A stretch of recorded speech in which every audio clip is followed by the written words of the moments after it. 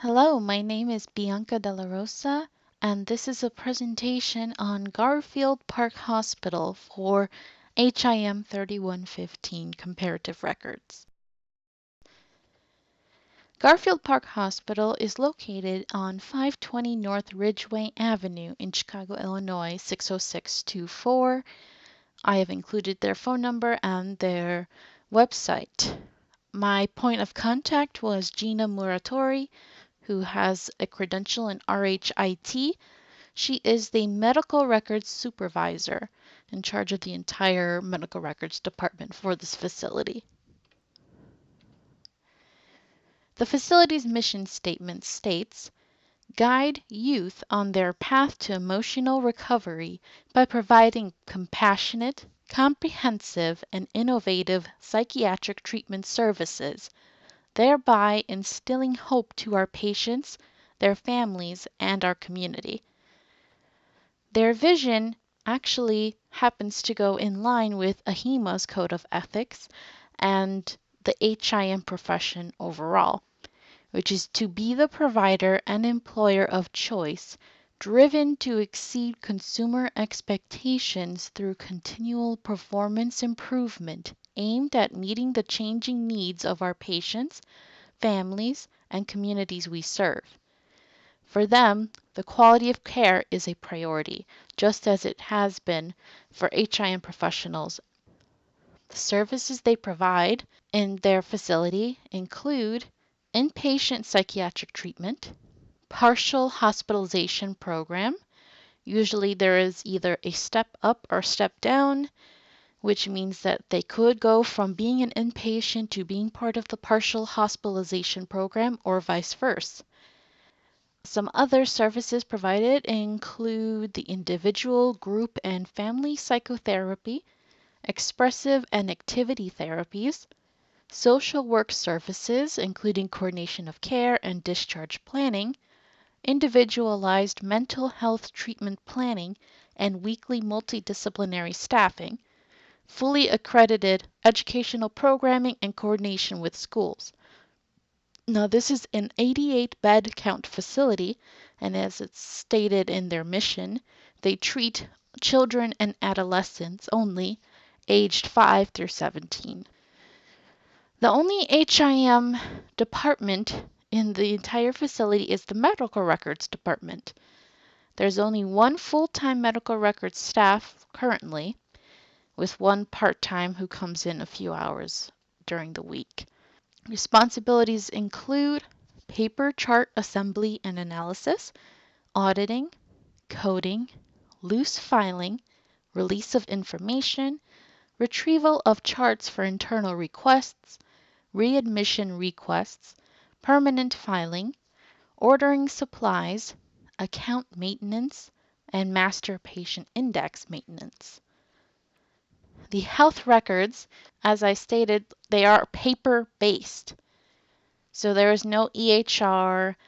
They do use computers for basic things such as communication, like emails between each other, and they use Excel for reports, but for the most part, they are paper-based.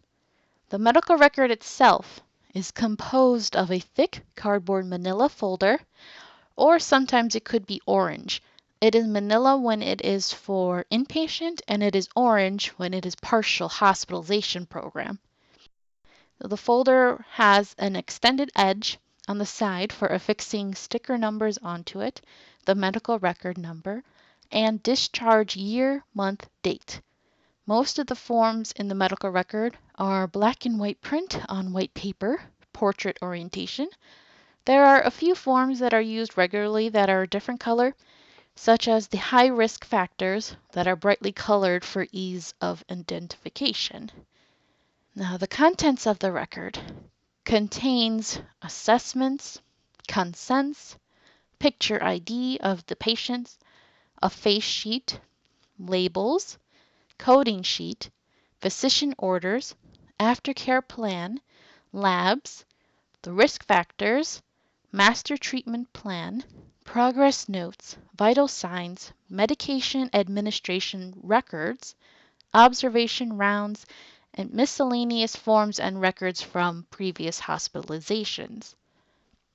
The smaller charts are usually the partial program ones, and the larger ones are the inpatient.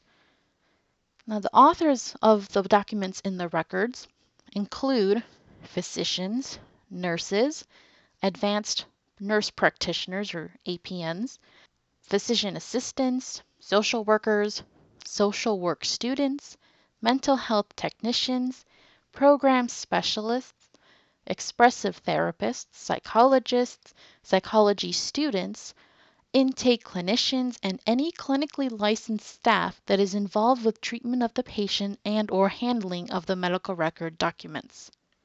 As we stated, it is a paper-based facility, and since they rely on paper-based documentation, the only forms of electronic data collection are an MS-DOS program, which houses the Master Patient Index, and the new HCS Physician Order System.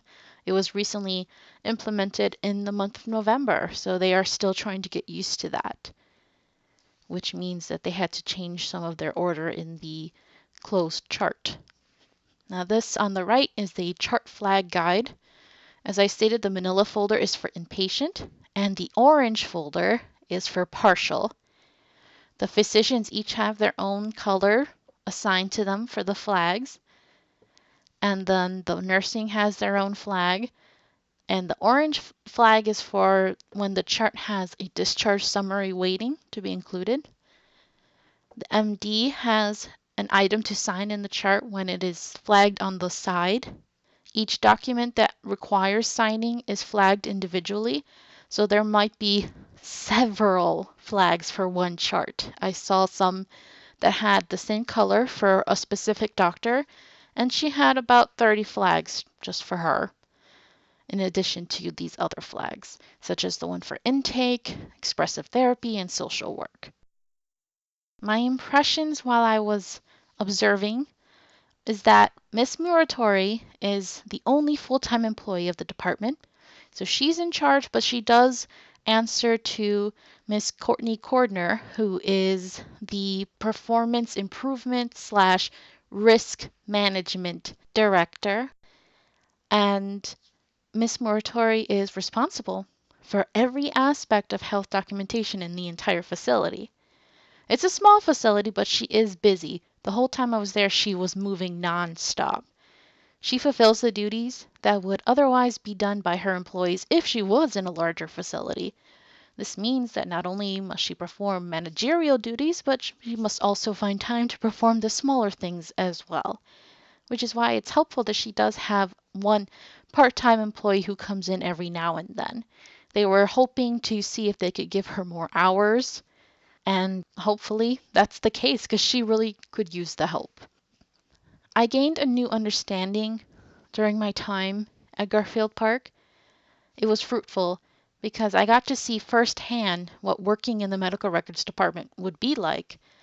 So I learned what it truly meant to have to analyze each piece of documentation to ensure that the information contained in the record was complete, accurate, and only available to authorized personnel.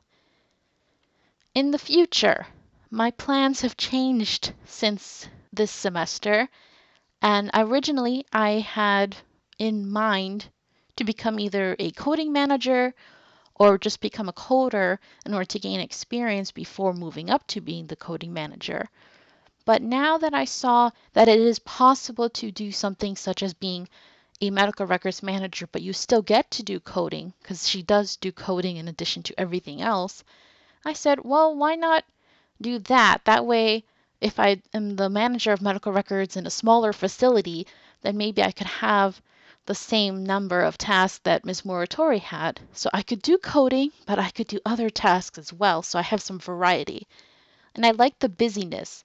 I like the non-stop pace that she was working at and how there was never a moment of boredom and she was always interacting with other people. And she was able to perform all the different duties at such a high level that I was really inspired, and she became like a role model to me for what I can see myself doing in many, many years. So that will be it for my presentation. Thank you very much for watching and listening. And if you have any questions, please let me know.